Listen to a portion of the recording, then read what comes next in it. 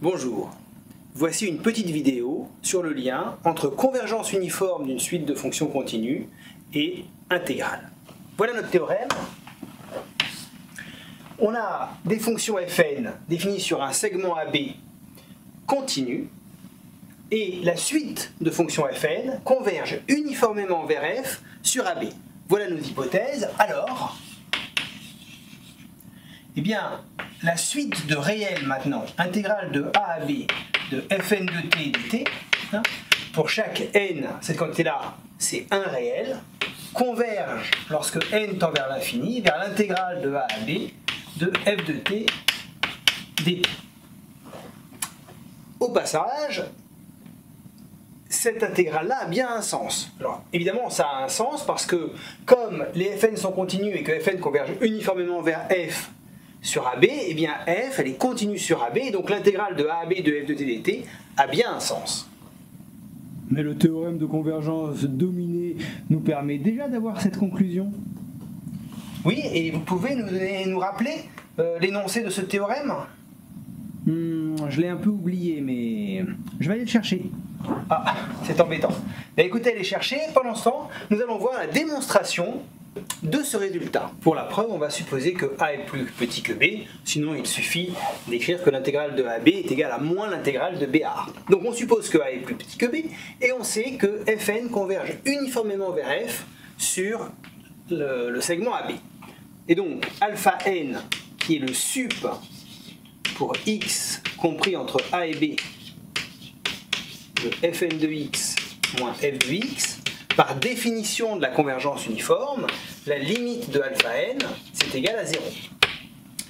Alors, voyons un petit peu, on veut montrer que cette suite-là tend vers ça. Et donc, on va regarder la différence des deux. L'intégrale de a à b de fn de t moins dt moins l'intégrale de a à b de f de t dt. Et on cherche à montrer que cette quantité-là tend vers 0.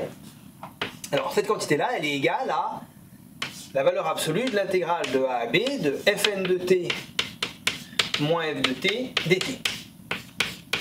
Ça, c'est la linéarité de l'intégrale. L'intégrale de f moins g, c'est égal à l'intégrale de f moins l'intégrale de g. Et puis maintenant, une propriété très importante de l'intégrale, c'est l'inégalité triangulaire pour l'intégration. Intégrale de a à b. Donc la valeur absolue de l'intégrale, c'est plus petit que l'intégrale de la valeur absolue.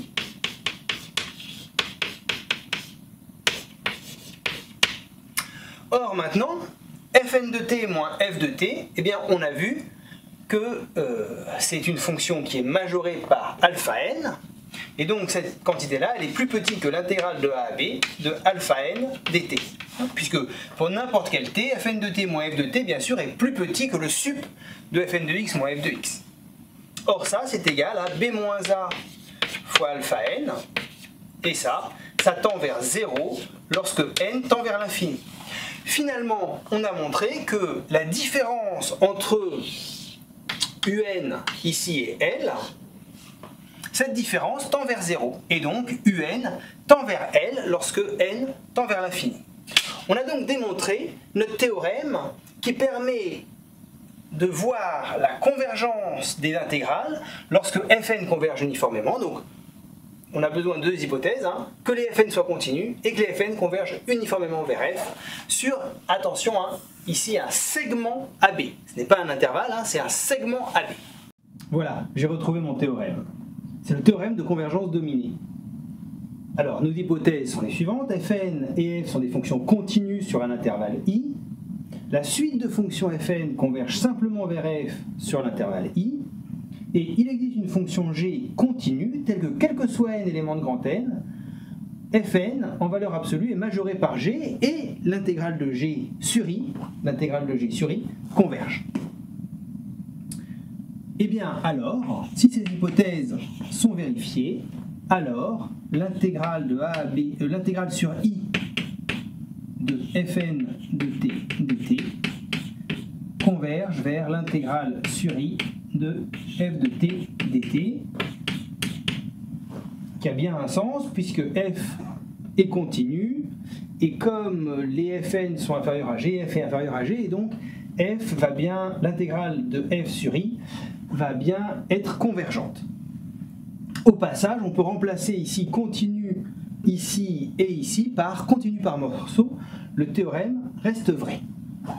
Mais il ne dit pas la même chose, votre théorème. Oh ben si, il dit à peu près la même chose. En fait, même il dit plus, mon théorème. C'est à voir. Voyons ici le segment AB joue le rôle de I. C'est un intervalle particulier puisque c'est un segment. Ensuite, les Fn sont continus. Fn converge uniformément vers F sur AB. Eh bien, comme Fn est continu, comme les Fn sont continus et que Fn converge uniformément vers F sur AB, F va être continu. Ça, c'est le théorème de la convergence uniforme et de la continuité. Donc ici, on a bien ces deux propriétés-là. Fn et F sont bien continus. Ensuite, Fn converge simplement vers F. On doit vérifier ça. Ben oui, puisque Fn converge uniformément vers F, Fn converge simplement vers F. Donc on a encore cette hypothèse qui est vérifiée. Ah, est-ce qu'il existe une fonction g qui est dominante? Ah, là, c'est une hypothèse que je n'ai pas. Mais en fait, si. Parce que la convergence uniforme me donne quelque chose de bien plus fort que cela. En effet,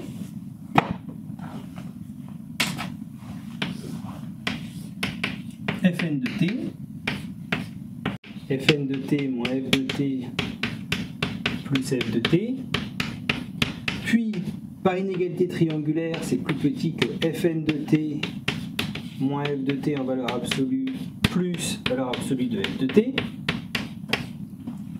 Maintenant, Fn de t moins f de t, c'est plus petit que alpha n, qui est le sup des valeurs absolues de f de x moins f de x pour x élément de AB, plus f de t. Alors, pour pouvoir utiliser le théorème de convergence dominée, il faudrait que ça ne dépende pas de n, ma majoration.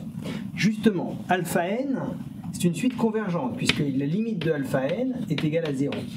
Or, on sait qu'une suite convergente est toujours bornée. Donc, il existe grand M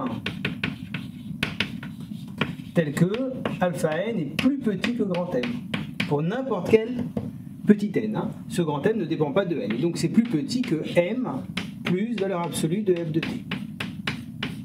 Maintenant, on intègre sur un segment, et donc, comme f est continu sur ce segment, m est une constante et AB c'est un segment, donc c'est de longueur finie, et bien m plus f de t, il est intégrable sur AB, et donc l'intégrale de m plus valeur absolue de f de t converge sur AB, et d'après le théorème de convergence dominée, on a donc la conclusion ici. Oui, mais le théorème de convergence dominée, c'est difficile à démontrer. Ah oui, ça c'est vrai. Le théorème de convergence dominée, c'est un théorème difficile à démontrer, alors que la démonstration avec la convergence uniforme, c'est une démonstration très simple.